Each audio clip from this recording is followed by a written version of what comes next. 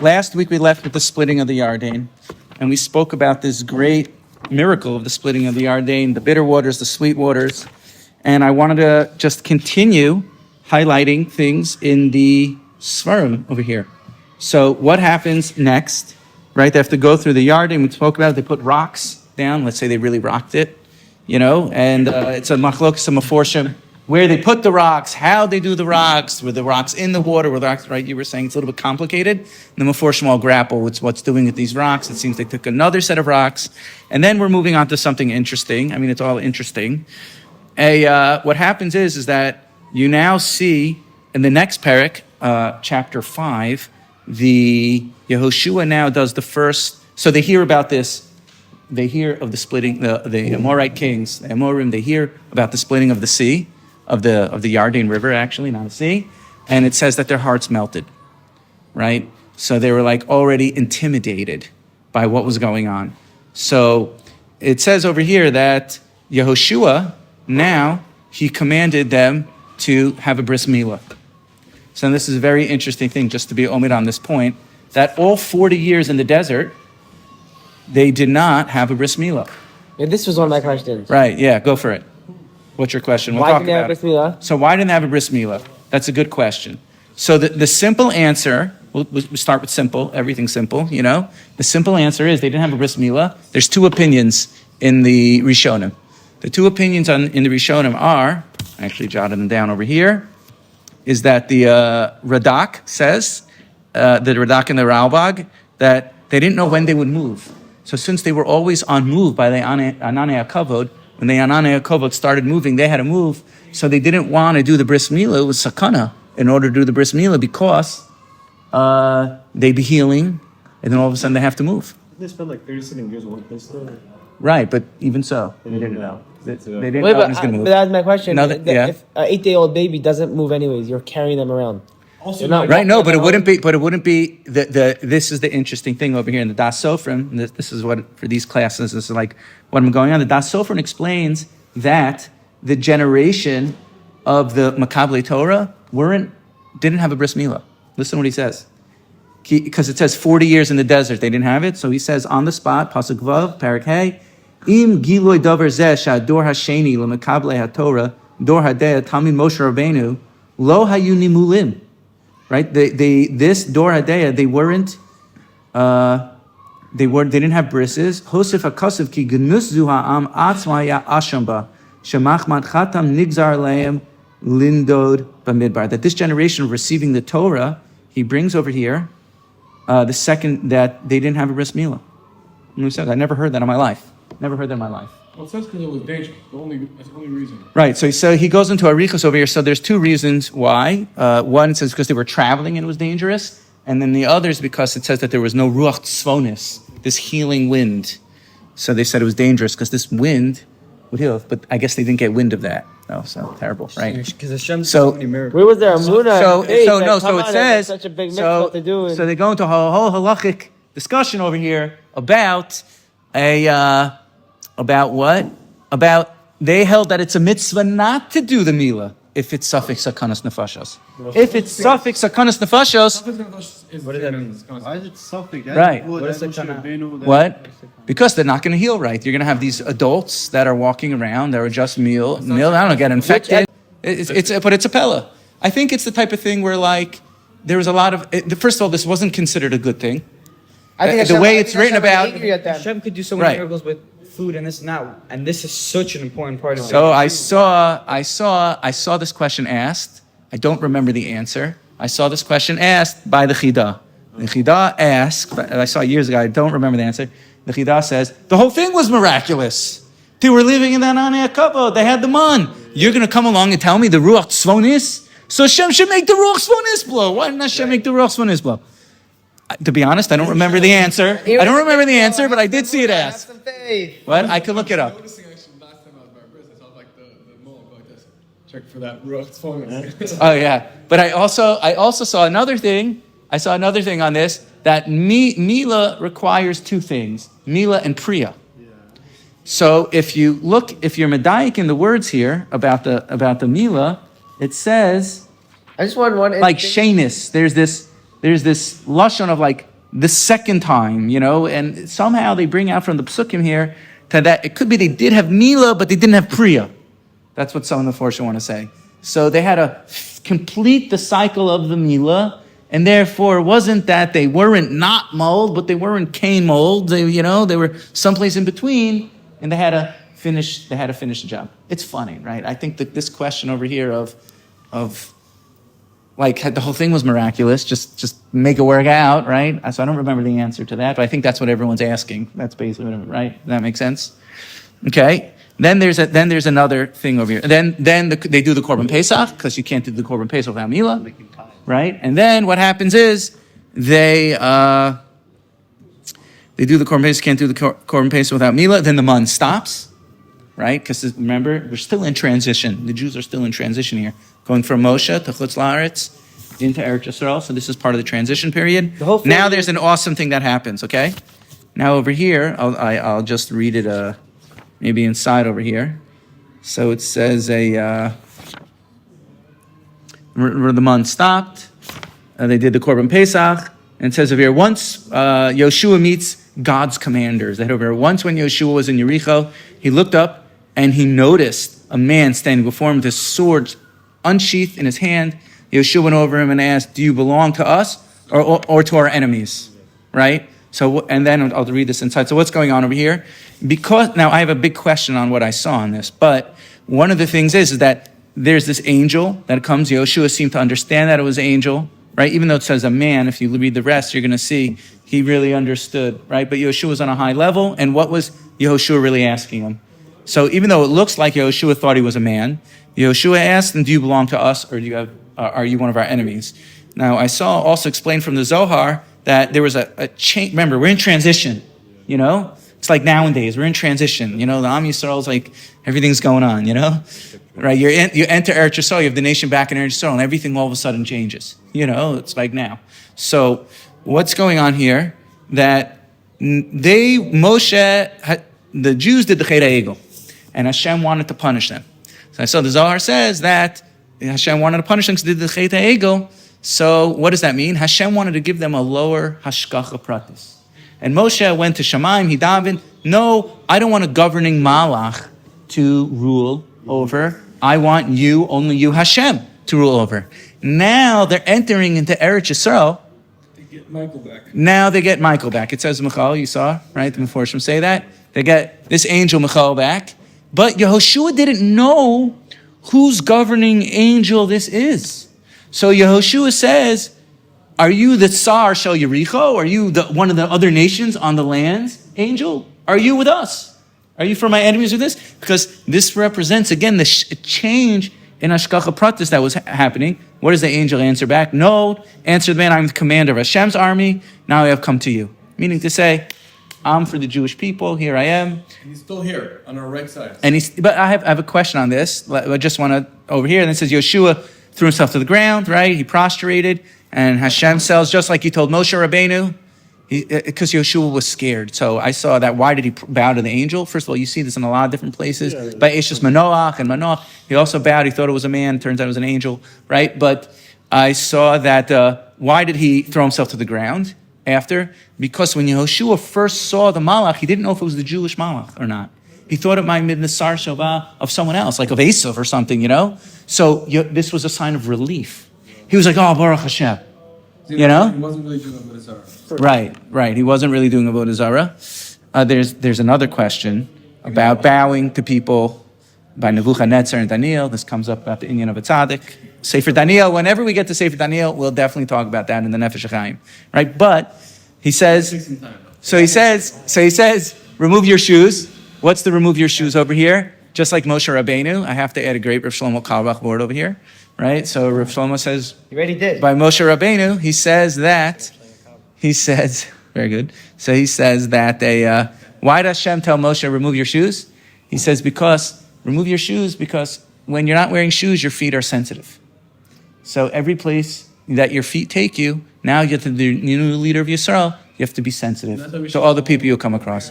And that's a plug for going bare shoes over here for those in the yeshiva that have the minhag of going bare feet. So you see Mamish walk in the ways of Yehoshua, be sensitive, like Moshe Rabbeinu, to everyone you meet. Now, And that's it. He couldn't wear shoes for the rest of his life. no, I think he put them back on, but over here, They wore shoes. the Das Sofrim says something very interesting. First of all, he says that he goes on in this whole story over here and a part in Yericho. He says this contains Sisrei Torah, Dvarim Elyonim, and I'm only pointing this out to let you know that this has Dvarim Elyonim and Sisrei Torah in this part over here. Specifically, he says it on the shoes. This is Dvarim Elyonim, right? You see by Rus, you see that they take off the shoes, the chalitza, the body is called a shoe because it houses the soul, right? Divest of your shoes means divest of the physical world, right? Na'al means lock, but na'ol means also by Ne'ilah, Yom Kippur, right? To open, but also The means sole of like your shoe is the same as the sole. the souls, Your the body. souls. The Heilige shoemaker, the Chacham and the Tam, With the Kohanim, with the kaf regulation. Not just regular, not just the feet, the kaf, like the soles of the feet. Like, right? it's also like barefoot mushroom. Yeah, Kahana Right. also didn't wear shoes also. I'm saying, like, when Are you we okay? when they sit in the see when Sheikh comes. Okay, boom, there we go. Right? Now we enter, now I want to show you this. Okay, I might mess up the recording over here if it's going to pause it or not on my phone, but I want to show you this because, let's see if my recording still's okay. Here, there's a shul right outside Yericho. There's a shul right outside Yericho. It's called the Shalom El Yisrael shul. Okay, you could go there. I've never been there. They say this is the shul that Yehoshua met the angel at. Why? I'll show you some pictures of it in a second. Because this first one could be almost the oldest shul in Eretz Yisrael. If this is true, it's the oldest shul in Eretz Yisrael. Right? More than the Chaburah. The Chaburah is much later, of course. This is before Beis HaMikdash. This is right. So they have this shul right at the entrance of Yericho. It's called the Shalom El Yisrael shul, and there's mosaicas on here. So here, if you guys could see this picture, there's an old mosaic. They say this is from the times of Yehoshua. You see? And it happened right here in this parak. We take a trip He here. was there by himself. Why would he leave that? Right? Because it makes sense that they would dive in there and they set up and worship there. Don't even saw him. I don't know how they figure this out.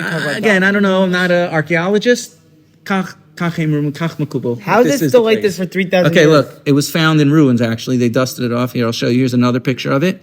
This is the mosaic. The mosaic has the menorah, which represents the Or Hashem, has the shofar, which represents the tefillah we saw in Yericho, Hashem and has the lulav over here, which represents Achdus. So you have Torah, tefillah, and Achdus.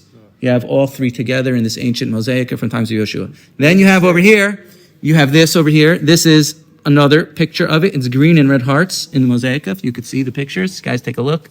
Here, take a look over here. Awesome, right? Green and red hearts. I saw it explain. The hearts is the heart of tefillah, which is red, which is passion and fire. And the green is the triangles over here. Green represents logic, and triangles represents logic because it's exactly like Triangles were pointed. What does the I other saw thing here say? these There's triangles. words on the other one. These triangles. There's a square. It's the diamonds. Okay, diamonds. I don't know Back in the day, that was Triangle is the- top of 3 sides. No, these are triangles on. where. On the, On the outside. edges, but it's Yeah. just the cut up squares. Okay, either way, Is it a full show? It's a full Either show. way, You could that go into the is- show, or you could see one. you could go into the shul. You need to go. You need to go with the security guard because it's right outside Yericho. So I've never been. I heard though that they do always one day a week on Sukkot. They open it up and people go. You could take buses there. And I heard maybe recently they started opening it up once a month for a What's Chodesh the davening. Shlo No! What do they do there? Hoshana Rabbah. They open it up because it's right outside Yericho. As we section into Yericho now, they're just circling around in the old shul. Bugging out again. Right? no? They're circling around in the old shul. What does it say there? These words. Here, I'll show you what the words say here on the website. You could go to jewishjericho.org.il, and it has, here's what the inscription says. It's in English. All members of the community are remembered for blessing the great and the small to whom the King of the world helped and gave strength to build this mosaic. He who knows their names, the names of their wives, children, and kinsfolk will inscribe them in the book of life together with all righteousness, with all the righteous friends of all Israel. Shalom. Right? And the tradition is exactly in our parak that this is where it is. See, here's More of the inscription over here. You can see. Where's the show? I aspire to go there. You could go online, find videos of it. Here's a. Probably throw mad rocks at Arabs. Here's another. Here's like a more of a larger picture of it. You can see. You can see it's like Beautiful. pretty awesome, right, guys? And none of the Arabs have tried to rebuild Yericho. So Yericho was once. So as we saw that whoever tried. Well, we're not really up to Yericho yet. Right, but I'm saying now, who owns Yericho now? Is it under Israel's rule or under the? No, it's not. It's unfortunately under the Arabs' rule. So have they rebuilt it? Have But they it's- tried to rebuild it? So Oldest sons. Yeah, one of the oldest. I did hear. They never built the Maybe gate. this is folklore. Maybe this is folklore. But I did actually hear the person who actually was the developer for Yericho. I heard that he died. He died. I heard his kids died too. I heard this curse came true on him. And I heard so much so that there were people before who tried doing it, and then their family members started dying. Seriously? He did it. I can't verify this or not. But that's what I heard. Right now? I believe it's true. But I don't know. Yericho like right now. You go to Mitzvah Yericho, you could see in it. You could go Mitzvah Yericho right above Yericho. Looks. I'm allowed to go into Yericho or no? I would not recommend it. Okay, then you got to be careful with these things, right? So then, Is it abandoned? is it abandoned Yericho? No, it's a full city. Okay, then we transition now. Into is awesome. Is this not awesome? It's pretty amazing. I think it's pretty amazing. I want to hear. Right? the Like answer to the Chida. these places are here. We got to find the answer. What? This is amazing. Can you This, look into I it love. and I'm get excited back to about us this. next You know what? Because it's not just history. It's not just history, bro. You go there.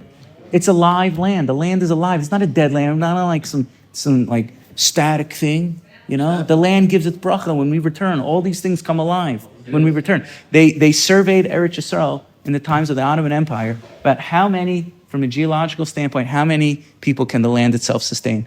So the Ottoman Empire came up from a geological standpoint. It could sustain 600,000 people.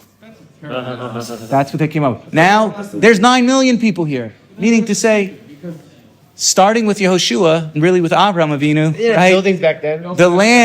The land gives back its bracha when we return. No, but it wasn't like you sing geographically. Geographically, think about it. Everyone has an acre of property around them. Okay, you ready? Now we carry on into the Battle of Yericho, right? So they got all their warriors together. They surrounded. Just to go over some of the details here, they went around one time for 6 days, and 7 Kohanim carrying shofars while the Aron Bris Hashem was going. Shofar so good. They were what? It's like a massive. Then on the 7th day, they went 7 times, and then they blew long blasts, which was different. And this is no, they were quiet, and then the last day they went like right, and then I wonder what Yericho was thinking, seeing all this happen. the walls fell. Now the Meforshim go. Can't. The Meforshim go into over here. No. First of all, Ownership. guys, the Meforshim go in. What are you saying? It's a very big school. Right. Settler violence. One thing we learn from here is you have to, when you take a place, you destroy it completely. You don't only get half, leave half of them there. You know, you go to Yericho, you burn it down. We're gonna see I next. You burn it down. Burn it, baby. Not a little bit. 1 foot in, 1 foot out. Lost battle line. Right. And Yeshua broke down crying to Shaya. Right. He broke down. Well, we're gonna get there. Why were they into killing the animals? Is the same reason for our mullet? Because they're scared of people turn themselves into animals? Right, I believe so. Well, so I saw a thing. No, so it's a question. Hold on. This is a question about the animal killing, especially for the modern sensibility. This is a question about the animal killing, especially for the modern sensibility. I think the simple things like you're saying, like Amalek, when you go to war, you destroy it all, and that's why it says it's brought down over here. The way one of the things that Yehoshua commanded when the walls fell in Yericho is to not to take any of the spoils of war. There's got to be a better word than spoils, right? Base managers over here, but there's got to be a better. You can't take the goods. Okay, can't take the loot. Right, loot's a good one. You can't take the loot. Like a pirate. So why did Yehoshua? I saw why did Yehoshua command that? Because he commanded that because he didn't want Am Yisrael to run around like once the walls fell. It's like picture like in New York or you see these videos in the States like the security goes off in the mall and everyone just loots. And the power goes out for a minute and everyone just loots and they're looting. See, they're looting, right? They're looting. So Yehoshua didn't want everyone to loot because this was a holy war. So he said, you can't take from the spoils of war, right? What do with it? So what they do with it was all supposed to be, right, it was all supposed to be consecrated for Hashem. And then on top of that, Were they gonna throw? I saw a They're thing. gonna take all the gold So like I was in the mall, again? like I was in the mall, like Last time that turned out. like a year ago, I was in big mall over here, huge, big. I was in the big mall. Everything's big here. Everything's big and cheap. Big Zol Gadol, big and cheap, right? So I was in the mall and the power went off in the mall. The whole power went off. There was some outage in the mall. And I was in the food court and no one looted, no one stole, no one went bonkers. Everyone just sat there, just did whatever, carried on their ways, right? So you see, just like in Yericho, everyone just, you can't go ahead and do that. This is for Hashem. You got lucky that Want to day. be civilized. Also, it says Yericho. What is that? You got lucky that day. I wasn't there. I got lucky, right? Also, it says Yericho was Sagor Moscow was completely closed. So, like, this reminded me of like the Iranian nuclear programs that are like Sagor Moscow. Like, no one goes in, no one goes out. Like, this is what it is. This was like Yericho was like the Iranian facility of back in the day. It was completely closed. It was Sagor. No one could go in there. No one could come out of there. And yet there was this miracle. I also saw, right? Amazing. I don't think it's a good idea. No. You don't want to steal. You shouldn't steal. Not allowed to steal. No, you're Not allowed to steal. They make a mistake, you don't have to. I saw another thing about Yericho, Give it back. about the walls falling. I saw another thing about the walls falling, which is two things that, the question is, how did the walls fall? And why did they fall in a miraculous They way? crumbled. So I saw the reason why they crumbled and fell in the way they did was because They didn't of- crumble. I thought they didn't crumble. Well, it says over here, I thought they went into the ground. The ground swallowed them. It says over here, Nes gadol zeh tzarich hayeh lios milave besimcha adirim shelam. This big miracle that happened needs to be accompanied with simcha of the nation.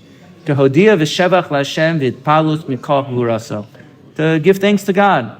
Ba'asid, this is interesting, Ba'asid chayiv hayah kol haroa es hamafolis chomas Yericho litein hodav v'shev lefnei hamakom. That anyone who sees the falling wall of Yericho, you make a bracha. There's a special bracha you say for this miracle that Hashem did when you see the mafoles, the broken wall of Yericho. There are pictures online. You can go online. You can go there on your own. And I don't know, I believe nowadays you make a bracha, but ask your local rabbi before making a bracha. But at least Medina the Gemara and what they bring before Shemir, that this was such a big miracle getting into the nuclear facility of the Jewish people at that time, of Eretz Yisrael, of Yericho, that you make a bracha over there. I've never been. I've drove by it.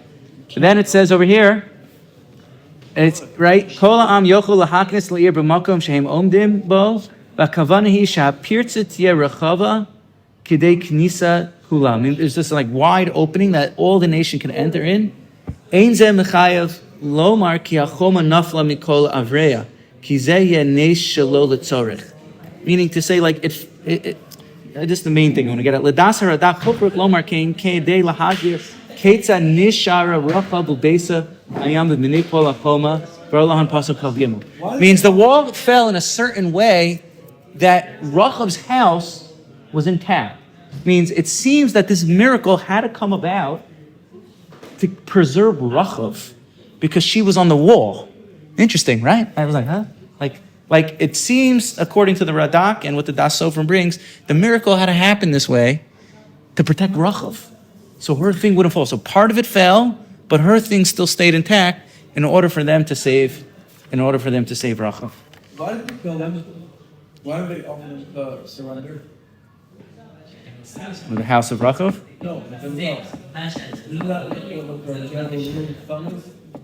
No, here when it comes to surrender, I don't know, but here it seems very clear with the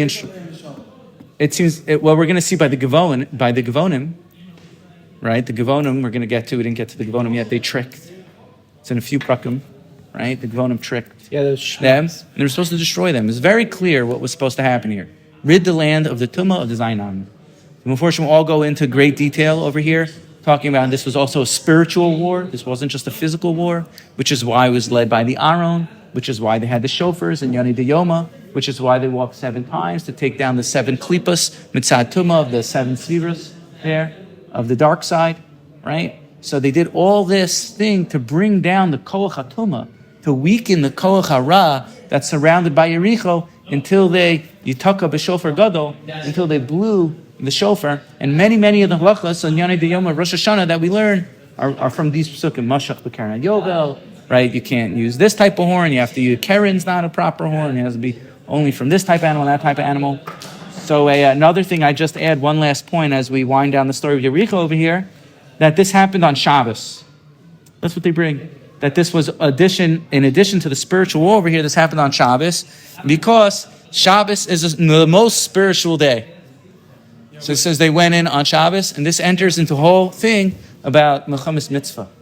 That Melchamas Mitzvah is Docha Shabbos. Baruch Hashem, nowadays we have our holy chayalim, we have our holy soldiers. They're able to fight on Shabbos, Melchamas Mitzvah, taking back the land. That this was considered, taking back Eretz Yisrael and conquering land is considered Melchamas Mitzvah, and that's what they were doing. It's from the six. Right, it's Pikuach Nefesh, right. So there's a lot going on here. But Baruch Hashem, we have an army, like, it's not perfect yet, but it's getting there. Baruch Hashem. And it's the first time in 2,000 years we have an army, Yehoshua, to protect, defend, conquer, And the army is build in these things. And you said I should say something from Rav Kook, because I know you like Rav Kook. Rav Kook writes, well, this is the Breslov Yeshiva, but we could still talk about Rav Kook here. What? What is Melchamas Mitzvah? A war that's a commandment, right? So Rav Kook says, he doesn't say much controversial, but says a few controversial things. One of the things that he says is that the people in the army, he's talking about the Lechi and the Haganah in his day, he says that the amazingness of the war, the Kedusha, the level of the war, necessitates the souls, the purest souls to bring down. It means the higher level war, the higher level of the Kedusha of the war, means the highest level souls to come down. So he writes already in his generation, and certainly this is true in our generation, that the people that were fighting in order to get back Eretz Yisrael, they have the neshamas of Shimshon HaGibor and the neshamas of the people that fight in the armies of Yehoshua, because such a high war needs the highest purity of heart and sincerity in order to fight those wars. So they get sent the highest neshamas of the old tzaddikim of all generations. That's what he writes. Baruch Hashem, we have an army nowadays. We have mamish with the purest hearts. Baruch Hashem. Baruch Nisim Agashmias. Oh, that's what he says over here. I'll say one last point about Yericho over here, or maybe it comes up by eye. It says by Yehoshua, he fought with his Bechidon. Bechidon is his spear. So Ram Moali says, what's the Bechidon? Is Bechidan. It's Mamish Breslov Revort. The crying and the Dan, the judging himself through personal prayer, through Spaida. This is crying to Hashem, is represented by the spear, which is Bechidon. Right? So this was a both Ruchnius and a Gashmius battle, but it was fused by the Ruchnius and it manifested itself in the Gashmius.